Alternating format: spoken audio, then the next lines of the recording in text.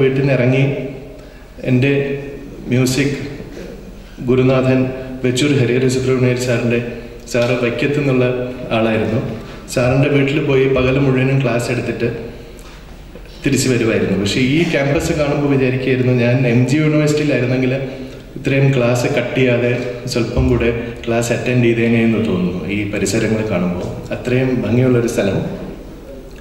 മഹാരാജ സ്വാതന്ത്ര്യനാളിനെ കുറിച്ച് പറയുകയാണെങ്കിൽ, കർണാടക സംഗീതത്തിൽ 2 മുഖ്യമായ കാലഘട്ടം ഉണ്ടായിരുന്നു. ആദ്യം ഒരു 600 വർഷം മുമ്പ് ശ്രീ അന്നമാചാര്യ, ശ്രീ പുരന്ദരദാസ അവരിരുന്ന ഒരു ടൈം. അവർ രണ്ടുപേരും ഒരേ സമയത്താണ് ഇരുന്നത്. നമ്മൾ ഇന്നും ആദ്യ പാഠങ്ങളായിട്ട് പാടുന്ന വരിശകൾ, ജണ്ടവരിശകൾ, ഗീതം, ഇതെല്ലാം സെറ്റ് ചെയ്തത് ശ്രീ പുരന്ദരദാസനാണ്.